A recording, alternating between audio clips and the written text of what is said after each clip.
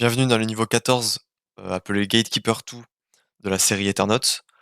Aujourd'hui, on va voir comment, réussir ce niveau qui est très similaire au niveau précédent, donc le niveau 13 Gatekeeper 1.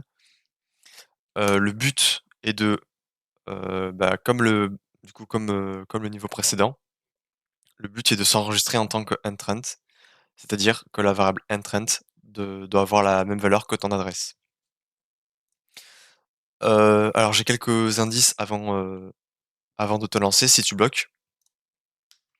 Tout d'abord, c'est de regarder la documentation pour comprendre, le mot-clé assembly et ensuite le deuxième indice, il faut que tu comprennes la méthode, code size, de façon assez précise parce qu'en fait, il existe une subtilité quand on utilise, cette fonction en même temps que la fonction constructor d'un contrat. Ensuite, l'indice numéro 3 est de regarder l'opération, XOR. Donc, dans la description, tu trouves un lien pour la page Notion.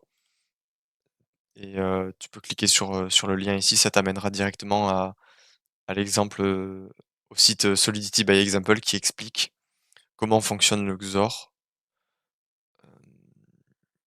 Ici là, voilà, function XOR. Donc il y a un exemple.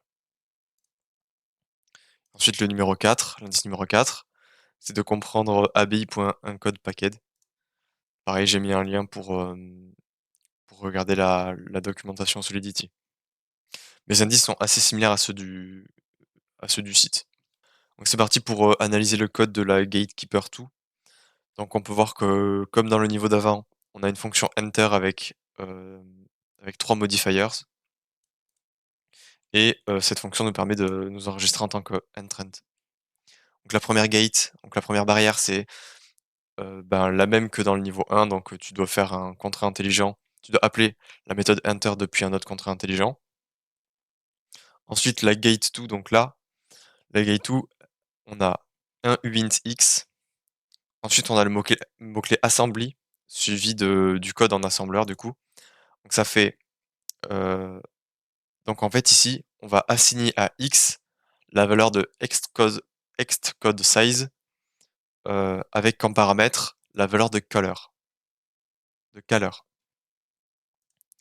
Moi je le lis, heu, dans ma tête, je le lis comme X prend la valeur de extcode size de color. Voilà. Et ensuite, il y a un require qui oblige à avoir X qui a la valeur 0.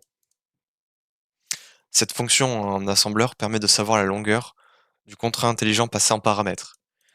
Et color ici va être, la valeur de l'appelant, donc de message.sender. Dans notre cas, ça va être, le contrat intelligent qui appellera la fonction enter. Et donc du coup, il faut que son code soit égal à 0. Comme je l'ai dit, il y a une subtilité à cette ligne, donc on verra ça juste après. Enfin, la troisième barrière est gate 3, qui a aussi un require qui dit que, heu, ce calcul-là doit être égal à, type de int 64 point max, c'est-à-dire la valeur maximum d'un uint 64. Quand 64 bits sont à 1, on obtient une valeur décimale, mais en fait, il faut qu'on obtienne, la même valeur à gauche. Donc c'est ça ce que ça veut dire. Je vais te montrer la représentation, décimale de cette valeur. Donc en fait, c'est tout simple, hein, il faut que tu fasses 2 puissance 64. J'ai mis 2 en trop. 2 puissance 64 et voilà, tu as la valeur du coup que, ce calcul-là doit être égal, donc ça fait beaucoup. Hem, Ici, tu peux transformer ce calcul en une équation pour, pour trouver la valeur de ta gate key. Ensuite, hem, bon, c'est pas très logique, je fais de droite à gauche, mais c'est pas grave. Donc là, le XOR, il est sur ce nombre-là et ce nombre-là. Donc la gate key, elle va être transformée en uint. Et le uint, enfin uint64 et le uint64 XOR uint64 de byte 8 de kcac 256 de abi.encode_packet de message.sender devrait être égal du coup au nombre que j'ai calculé juste avant. abi.encode_packet permet de transformer la valeur de message.sender en byte parce que ici message.sender ça va être une adresse, donc on va la transformer en byte. Ensuite le kcac 256 de la valeur en byte permet de hacher la valeur en paramètres.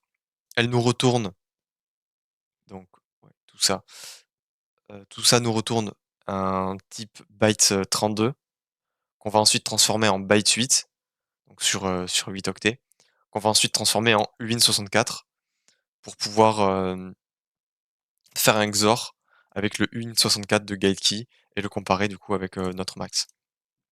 Voilà pour l'explication du code. On va maintenant passer à la solution. Pour cela, je vais ouvrir Remix et créer un nouveau contrat intelligent que je vais appeler passGatekeeper2, enfin passGatekeeper2. Donc voilà, j'ai créé mon fichier gatekeeper2. Je garde l'entête basique comme d'habitude. On va d'abord devoir définir l'interface du contrat gatekeeper2 parce que cette fois, au niveau d'avant, on va appeler de façon normale finalement la fonction enter. Donc pour ça, je vais copier ça et je vais supprimer ce qu'on veut pas. Donc on veut pas tous les modifiers. Le public, on le change en external. Voilà, point virgule. OK. Maintenant, on va créer le contrat, du coup, que, comme j'ai dit, on va l'appeler pass gatekeeper2. OK. On va pouvoir définir l'adresse de l'instance. Donc, adresse gatekeeper adresse égale, et là je tape instance dans ma console. Je copie le nombre, enfin ouais, la valeur. OK. Je peux l'instancier à une variable, du coup, gatekeeper contract, qui est de type gatekeeper2. Non, gatekeeper2 gatekeeper contract qui prend la valeur de gatekeeper2 entre parenthèses gatekeeper adresse. Ok. Voilà, donc là théoriquement avec ça on a déjà enfin avec le contrat intelligent on a déjà la première barrière qui est passée. Maintenant pour passer à la deuxième barrière, il va falloir qu'on fasse en sorte que x prenne 0, c'est-à-dire que c'est-à-dire que la taille de notre code soit égale à 0. Et pour faire ça en fait, ben c'est assez simple parce qu'il suffit tout simplement d'appeler la fonction enter depuis le constructeur.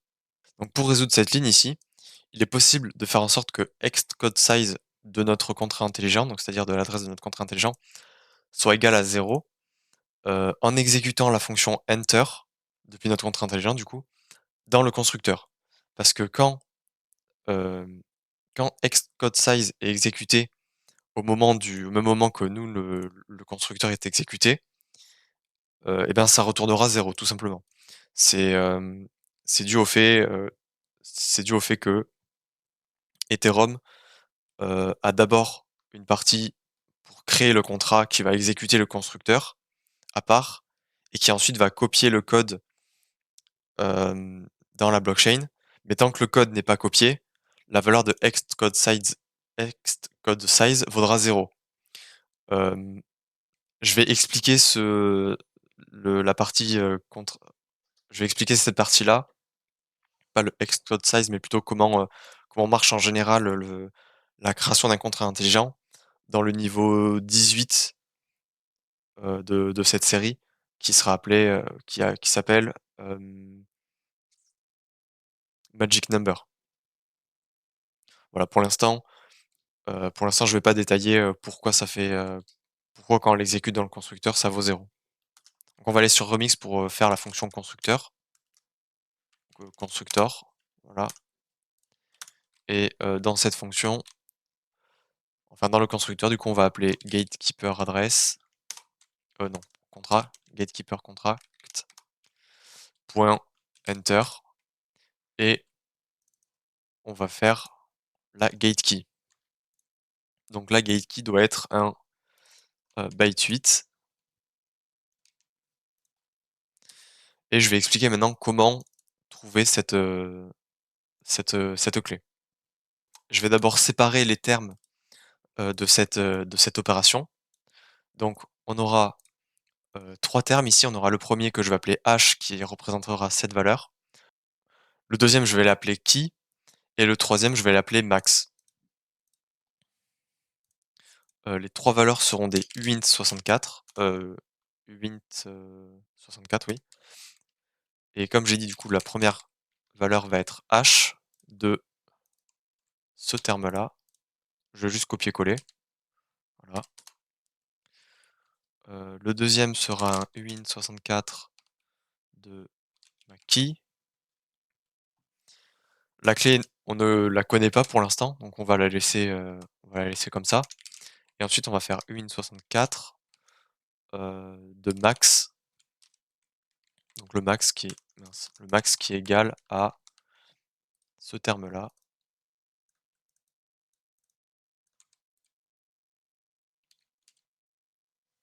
Voilà. Maintenant, on peut simplifier l'opération, en fait, l'équation. Donc pour cela, je vais aller sur xcalidraw pour, euh, pour te montrer visuellement à quoi ça, comment on va transformer l'équation pour trouver la key, donc la clé. On peut simplifier l'équation sous cette forme. H XOR key égale max. Voilà, et avec l'opération XOR, on sait que A XOR A XOR B est égal à B. Donc A XOR A XOR B égale à B. Ça, c'est dû au fait que, par exemple, si A vaut 0, 1, 0, 1, donc qu'on l'a deux fois, et que B, par exemple, vaut 0, 1, 1, 1, on va faire... Bon, c'est pas très aligné, mais il y a 4 termes. On va faire 1 XOR 1, ça vaut 0. 0 XOR 0, ça vaut 0. 1 XOR 1, ça vaut 0. Et 0 XOR 0, ça vaut 0. Ça veut dire que ces deux termes-là, c'est-à-dire A XOR A, ça vaudra forcément 0, 0, 0, 0. Et 0 XOR B, c'est forcément égal à B. Donc c'est 0 XOR 0, 1, 1, 1, 1 égale forcément à 0, 1, 1, 1, 1. Voilà, c'est pour ça qu'on a cette formule ici. Et grâce à cette formule, ben on peut,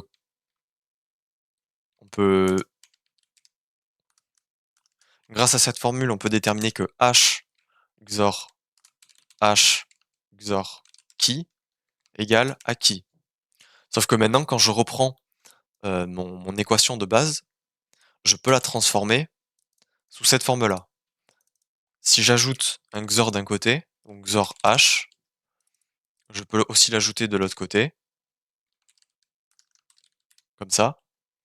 Et là, on peut voir que, bah, en fait, transformer comme ça l'opération, ça revient à faire H XOR H XOR key, qui est égal à max XOR H. Et là, on peut voir ici que ça et ça, c'est la même chose. Donc, ça et ça, c'est la même chose. Donc, au final, on obtient key, on obtient H XOR H XOR key égale à max XOR H qui est égal à key. Donc, on va juste prendre cette partie-là et obtenir l'équation. La clé est égale à max XOR H. Et on connaît max, on connaît H. Donc, on va pouvoir retourner dans Remix et faire key égale, donc comme je l'ai dit, max XOR h. Max XOR h. Je vais juste changer l'ordre des termes pour tout faire dans 3 lignes. Donc qui égale comme ça, voilà. Et là maintenant il reste plus qu'à transformer la key en byte 8. Donc je vais le faire ici. Enfin je vais le faire juste en dessous, mettre gate byte 8 de gate key égale byte 8 de ma key. Et voilà, donc là on a terminé de trouver, enfin de passer les 3 portes théoriquement. On va juste faire, on va juste mettre cette fonction dans un require en cas où parce que la fonction enter, retourne un booléen. Comme ça on saura directement si ça échoue ou pas. Je reviens sur la ligne, uint h, donc la ligne 12. Là ici j'ai mis message.sender parce que j'ai fait un copier-coller, mais on veut pas coder, message.sender, on veut pas coder notre adresse, on veut coder l'adresse de ce contrat parce que, ici ça va coder l'adresse du message.sender, c'est-à-dire le contrat avec lequel on appelle la fonction enter, c'est-à-dire le contrat passGatekeeper2, donc adresse de 10, l'adresse de ce contrat intelligent là. Voilà, et donc là ça devrait marcher, donc je recompile, je sélectionne MetaMask, je déploie. Ah oui, je prends le bon, je déploie.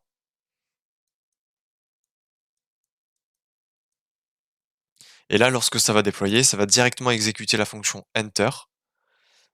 Heu, et donc ça veut dire que si je fais contract.entrant, voilà mon contrat est déployé. Maintenant si je fais contrat.entrant, heu, avec le await, j'obtiens mon adresse parce que ça a directement passé toutes les portes. Voilà, donc je peux soumettre mon instance,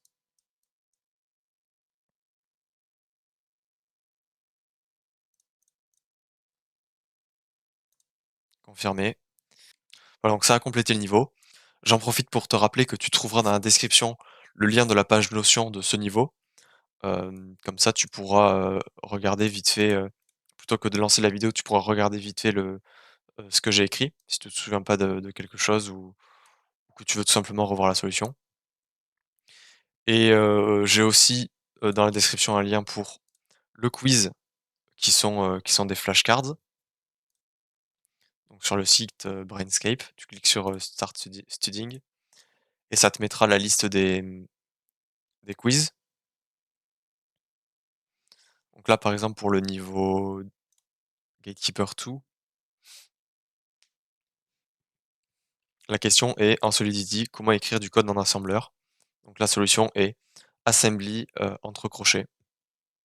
Enfin entre accolades. Voilà. Il y en a même une autre. Comment on obtient le hash d'une variable en faisant, kecak, 256. Voilà. Et enfin, je termine par te dire que je propose du coaching sur du développement blockchain. Donc si ça t'intéresse, n'hésite pas à cliquer sur le tout premier lien dans la description.